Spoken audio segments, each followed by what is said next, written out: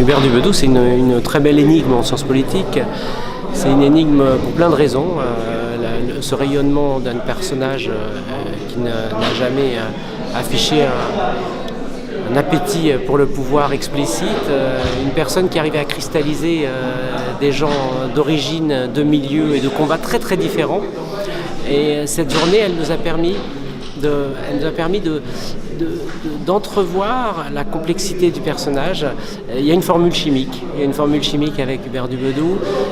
Il y a une sensibilité, il y a une capacité à entraîner des gens.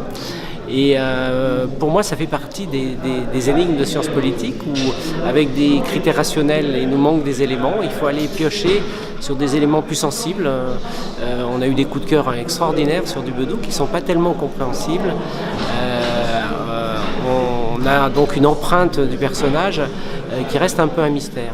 Nous savons que les équilibres de la vie du XXe siècle, celle du tout voiture, du tout béton, des grands ensembles, celle de la standardisation, de la consommation de masse, des modèles économiques productivistes, des équilibres de la vie usine, sont inadaptés aux défis de notre temps. Ainsi, comme nous le souhaitions, se trouvent réunis tout au long de cette journée les vieilles tiges des années du Bedou et les jeunes pousses d'un IEP éternellement jeunes. Cette journée a permis de poser des jalons et nous a donné des idées. Il faudrait faire un film, il faudrait faire sans doute une enquête, il faudrait continuer les témoignages. En tous les cas, on est bien parti avec ce travail. Moi, j'ai été très touché toute la journée par la qualité des témoignages sensibles qui montraient à chaque fois que l'histoire, le souffle du Bedou ne laissait insensible personne.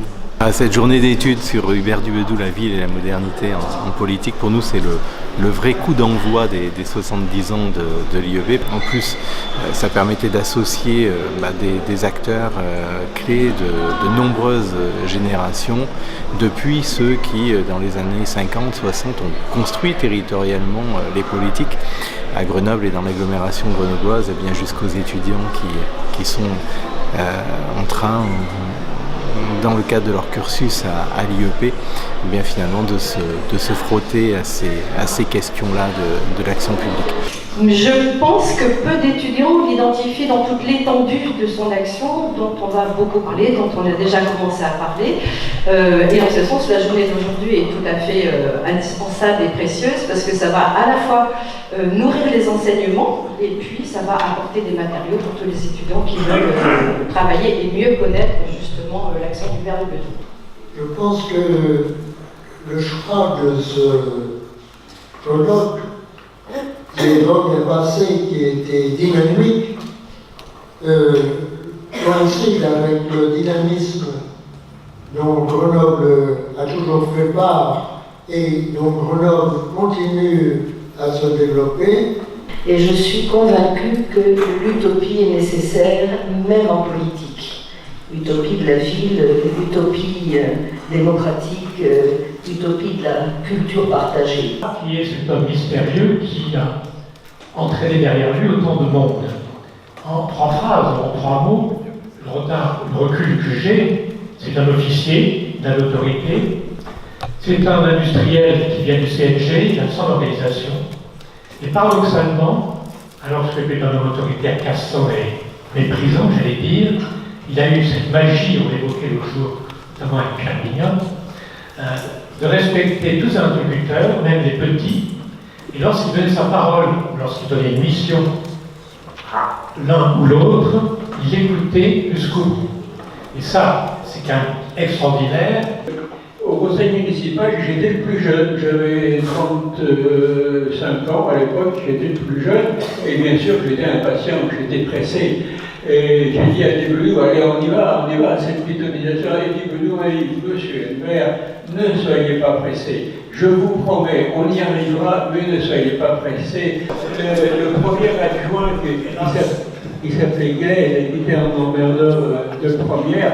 Je disais, ouais, moi je sais ce qu'il faut faire, à la rigueur interdire le stationnement, mais pas les circulations, sinon c'est la mort du quartier. Je ne comprends pas comment Hubert a pu nous faire confiance. Et j'avais eu quand même une petite idée dans la tête, c'est qu'au départ, nous étions là pour 2 mandats, et il fallait faire vite.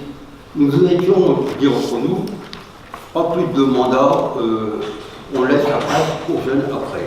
Je me souviens encore de la soirée des élections municipales. Au premier tour, on a été vraiment surpris d'être encore au 2e tour.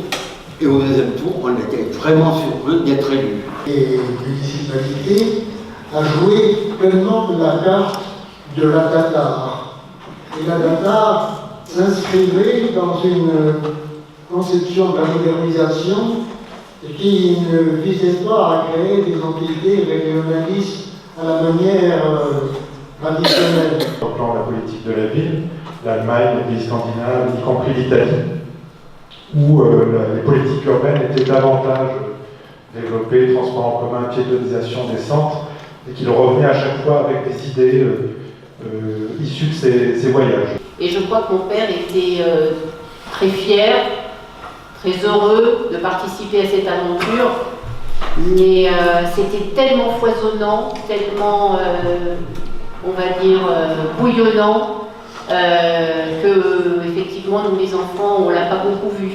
Ce colloque, pour moi, aujourd'hui, représente un peu l'incarnation de la participation citoyenne, comment elle était pensée avant.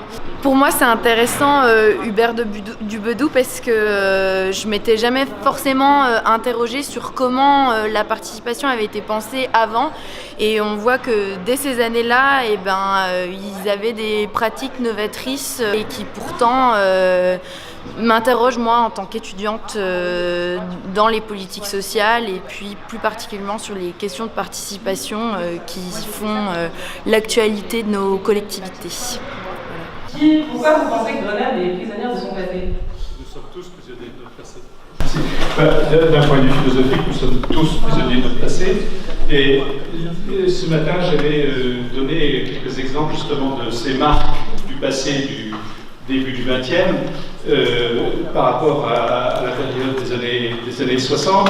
On peut en trouver, beaucoup d'autres. Nous sommes toujours une ville grande, mais pas trop, dont on ne sait pas très bien si elle est une capitale ou pas, et la capitale de quoi. Et ça, c'est une préoccupation que les Grenoblois ont depuis longtemps, et ils l'ont toujours. En aucun cas, Grenoble n'est prisonnière de son passé, bien au contraire.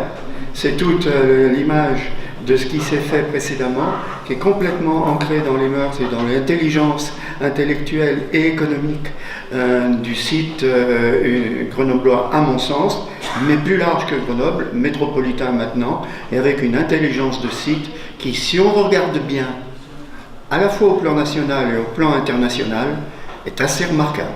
Alors, deuxième question, vous êtes plutôt expert ou citoyen? Expert, papier rouge, citoyen, papier vert.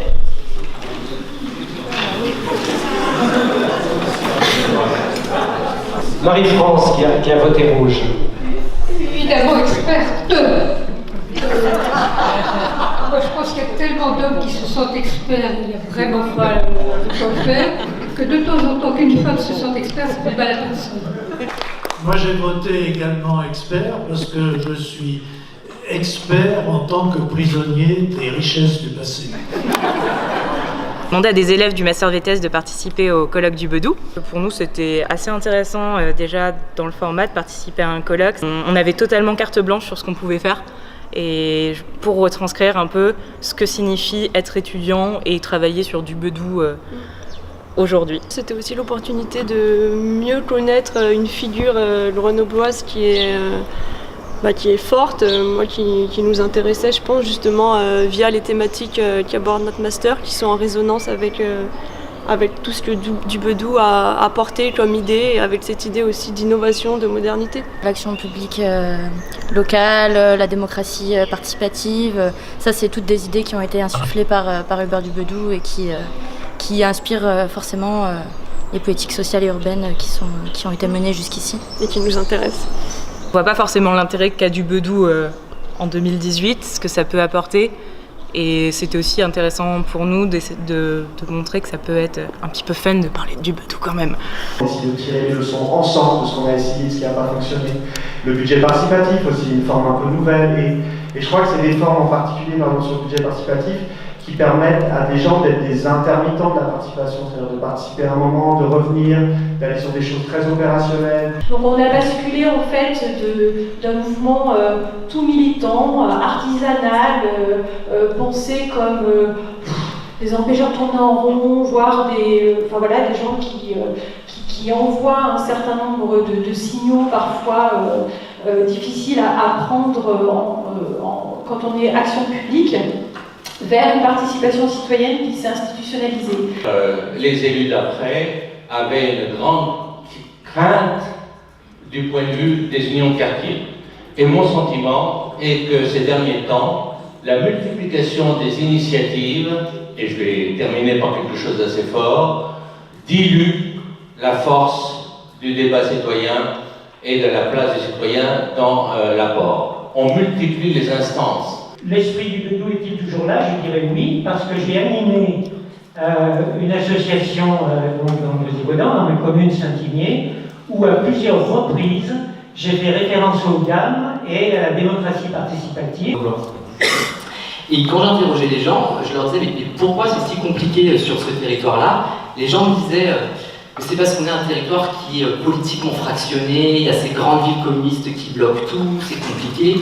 Et quand je regardais, je me disais, mais quand on regarde ailleurs, c'est pas plus simple ailleurs. Et je me posais la question, finalement, est-ce que le revers de la médaille de cette innovation politique-là, c'est de faire de Grenoble, finalement, une ville tellement singulière qu'elle en devient complètement marginale au sein de la cuvette, et que toutes les municipalités, on a des élus de différentes municipalités successives de Grenoble, en fait, ont dû assumer ça, que ce soit en réaction ou en prolongation, mais ils n'ont jamais pu finalement redevenir normaux, et qu'on a une ville qui est tellement restée singulière que contrairement à Lyon qui a toujours eu des maires centristes, elle ne peut pas devenir l'espace commun de la métropole, du territoire, et du coup les choses restent bloquées.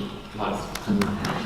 Moi ce que j'ai observé, c'est qu'il n'y avait pas une panne de sens politique, puisqu'il y a de la politisation, notamment portée par les techniciens à l'interne de la métropole, mais un manque de politisation assumé par les élus. Et là on rejoint les premières prises de parole de cet après-midi, avec une vision qui est donc portée par les techniciens et peu relayée par les élus. Je rejoins ce que disait Kissae ce matin avec en fait la question de la technicité qui peut-être avant, à l'époque de Dubédou, avait une vision sociale, et aujourd'hui je pense qu'il y a vraiment une difficulté à penser les outils et la question politique. C'est-à-dire qu'est-ce qu'on fait des outils? Est-ce qu'ils sont au service de la politique ou est-ce que c'est le contraire? Et c'est ce qu'on voit notamment ailleurs, une tendance à se replier sur la gestion et l'administration, mais qui s'ancre quand même, et c'est ça qui est intéressant, dans l'idée de progrès et de modernité. Donc on rejoint ici la question de la modernité politique. Et la deuxième tendance que moi j'ai observée, c'est une tendance à individualiser l'action. Alors du côté des agents métropolitains, qui, moi de mon point de vue, sont relativement peu portés par un message politique fort en interne de l'institution, mais aussi en miroir ou en parallèle une manière d'individualiser aussi l'action éducative et avoir une lecture de la pauvreté relativement individuelle, c'est-à-dire avoir du mal à penser les questions structurelles autour de l'éducation et de la pauvreté. Je donc étais un très jeune élu et je n'avais strictement aucune expérience municipale, ce qui fait que le choc a été très rude quand je me suis frotté au pragmatisme, au volontarisme pragmatique d'Hubert Dubedou. Pour moi, ça a été d'une certaine façon une découverte.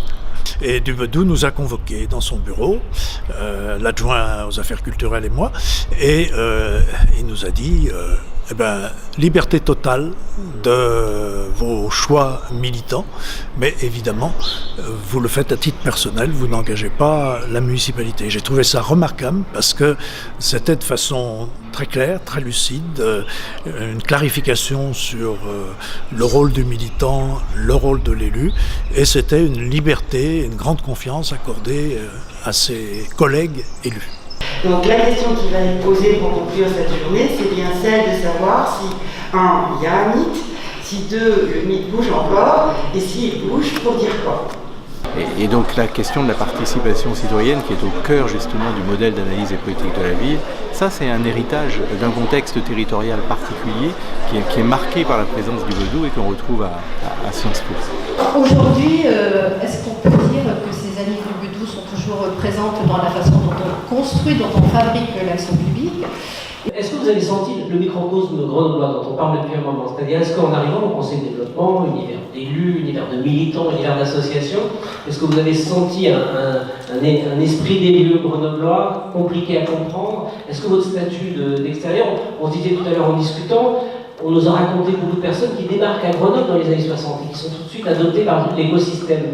Quel sentiment vous avez sur l'écosystème grenoblois? Alors, au niveau de l'institution de la métropole, ce qui est extrêmement compliqué, c'est évidemment tout le vocabulaire. Il y a énormément de choses qui sont des inconnues. Enfin, en fait, on est lancé au milieu d'un certain nombre d'acteurs et de mots qui sont absolument incompréhensibles pour un citoyen lambda, incompréhensibles. Ce qui décourage énormément les personnes qui ne sont pas déjà des experts dans ce type d'instance. La période du Vaudou, c'est une période, je pense, très stimulante, qui a beaucoup marqué, on l'a entendu, qui a beaucoup marqué ceux qui ont participé, de très près et d'un peu plus loin. Mais elle ne peut que nous questionner aujourd'hui. Je me suis demandé au fond quelle était la place du beurre du Vaudou et de l'expérience grenobloise menée sous son autorité dans les travaux en sciences sociales, sociologie politique, sciences politiques, notamment les travaux concernant les pouvoirs locaux. Et il m'a semblé, comme ça très rapidement, de façon un peu intuitive, que cette place était assez discrète, finalement. Et cette discrétion, elle contrastait beaucoup avec ce qu'a été, au fond, la trace laissée dans le monde des acteurs politiques locaux, dans le monde des techniciens qui ont travaillé à leur côté, où au contraire, là, l'expérience grenobloise a laissé un impact beaucoup plus important. Alors d'abord, il y a un effacement d'Hubert du Vaudou par lui-même, au fond, qui existe, et je l'ai constaté où l'on traite, on évoque le nom d'Hubert du Vaudou.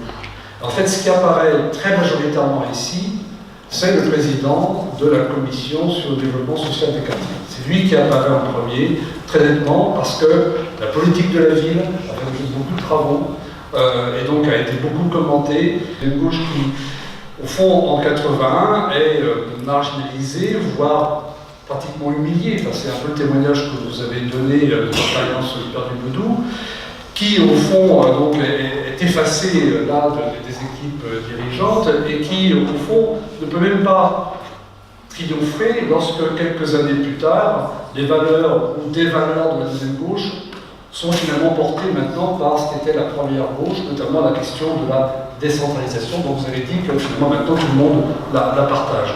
Mais entre 65 et 81, il y avait tout de même dans ce pays un conservatisme très fort, une espèce d'immobilité aussi dans les politiques publiques.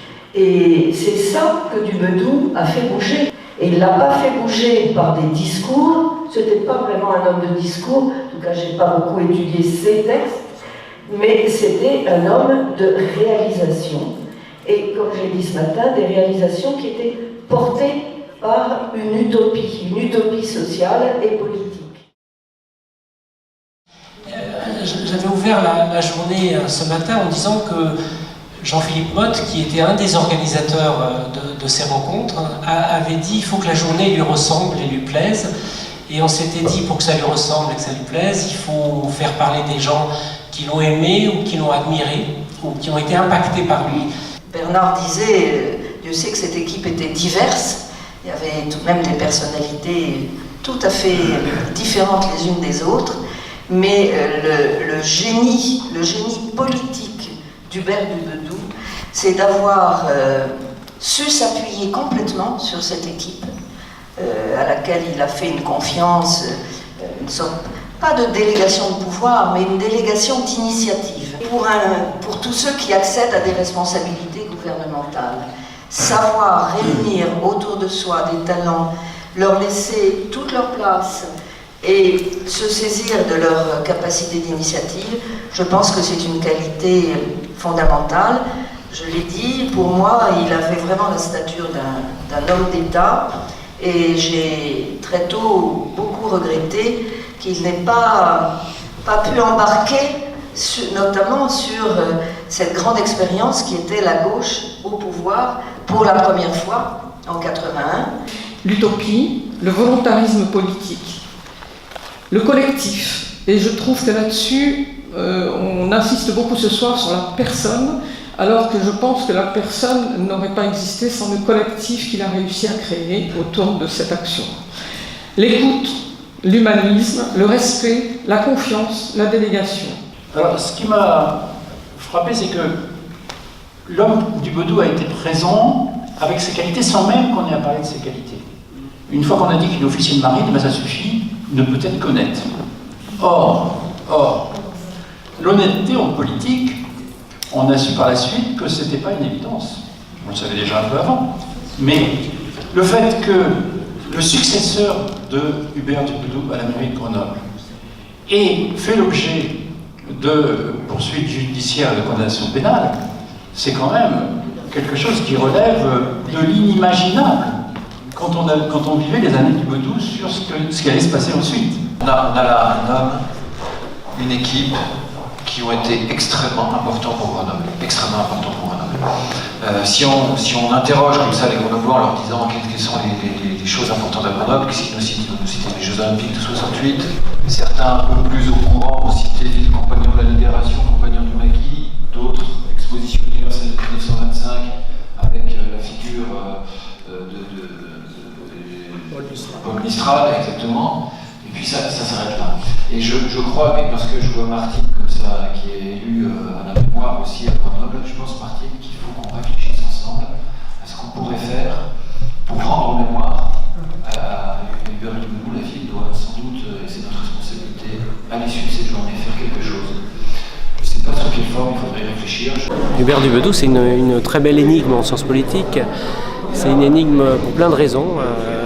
Ce rayonnement d'un personnage qui n'a jamais affiché un appétit pour le pouvoir explicite, une personne qui arrivait à cristalliser des gens d'origine, de milieux et de combats très très différents. Et cette journée, elle nous a permis d'entrevoir la complexité du personnage.